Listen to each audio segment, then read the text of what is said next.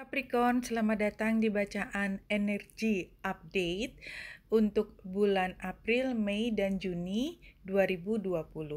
Saya akan menggunakan ulasan astrologi yang dikombinasi dengan oracle cards. Dan dalam astrologi ini, untuk masing-masing bulan saya menggunakan chart pada saat new moon.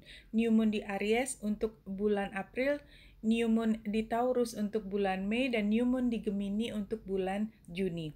Kita lihat satu persatu, dan ini lebih cocok untuk Capricorn Ascendant dan matahari serta bulan, tetapi lebih cocok, paling cocok dengan ascendant.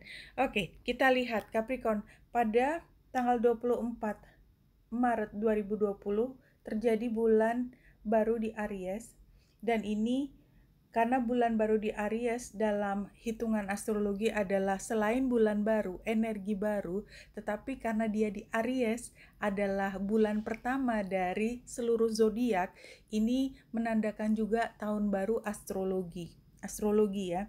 Dan tentu saja kalau setiap tahun baru hitungannya berbeda.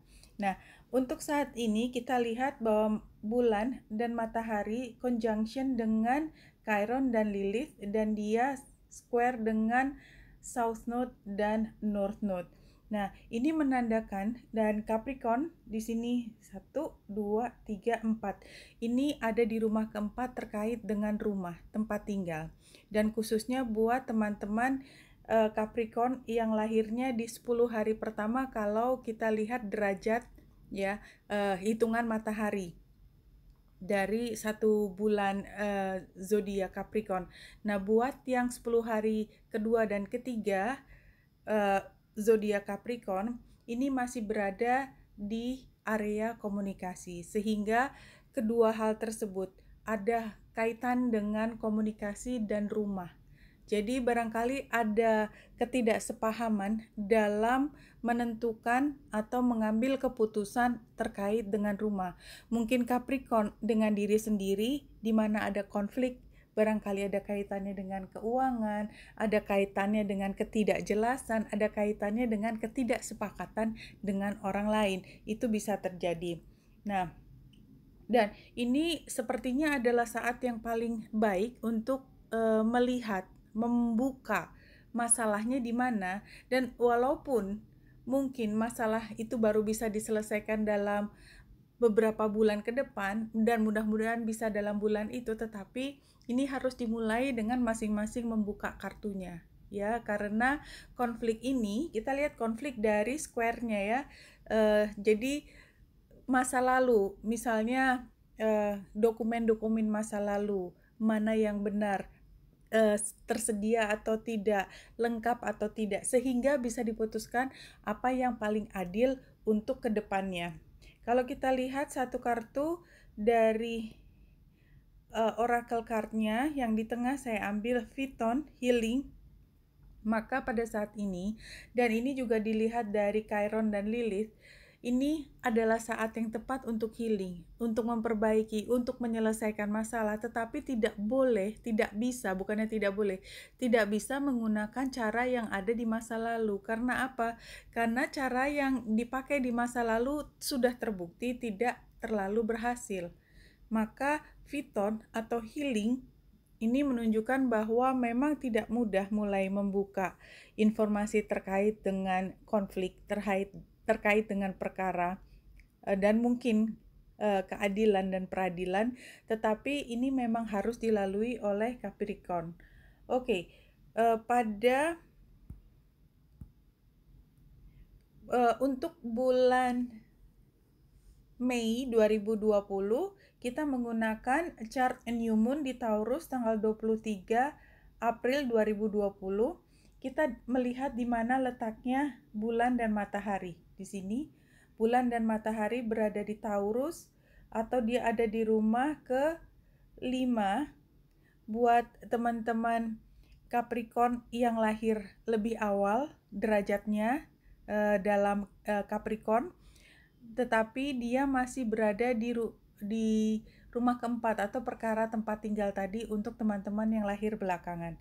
Nah, ini adalah saat yang tepat di mana ketika perkara rumah tadi sudah mulai terlihat jalan keluarnya, ya.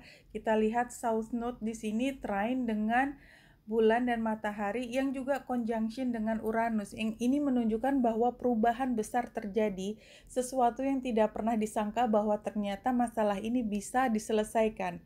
Dan ini dikarenakan tadi semua PR terkait dokumen, terkait dengan semua bahan-bahan legal itu sudah disiapkan dan komunikasinya juga sudah dilakukan dengan baik, ya. Apapun yang terjadi mungkin diawali dengan argumen yang keras, tetapi lama-kelamaan karena komunikasi itu terus dilakukan, mudah-mudahan ya, karena tadi kan kartunya healing, mudah-mudahan healing bisa dilewati, karena ini sebenarnya tidak jaminan untuk berhasil, karena semua tergantung lagi kesiapan kita, kedewasaan kita.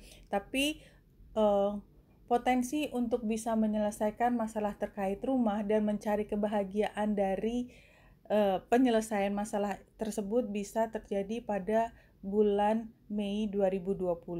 Memang di sini kita lihat masih ada masalah dengan mungkin orang tua, mungkin juga dengan aturan-aturan. Jadi ada beberapa yang masih katakanlah depending, belum sepenuhnya selesai, tetapi ini sudah membuka jalan untuk mencari penyelesaian yang lebih baik. Dan harapannya dengan Venus yang trine dengan Mars di sini membuat komunikasi dengan berbagai pihak itu menjadi lebih mudah dicarikan jalan tengahnya. Kalau kita lihat Capricorn, satu kartu untuk bulan Mei, Squirrel, organization. Iya, menurut saya ini adalah pengelolaan, manajemen.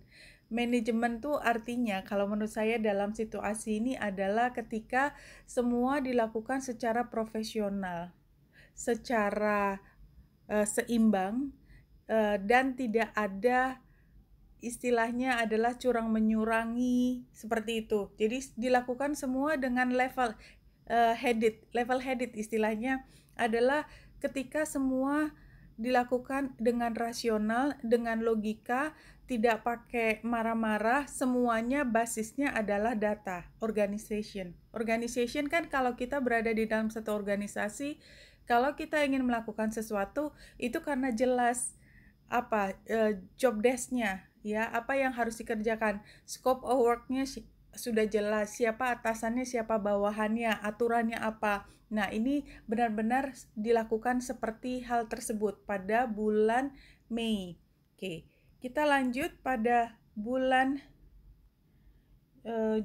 Juni. Kita menggunakan chart New Moon Gemini ya pada tanggal 23 Mei 2020 untuk melihat situasi bulan Juni.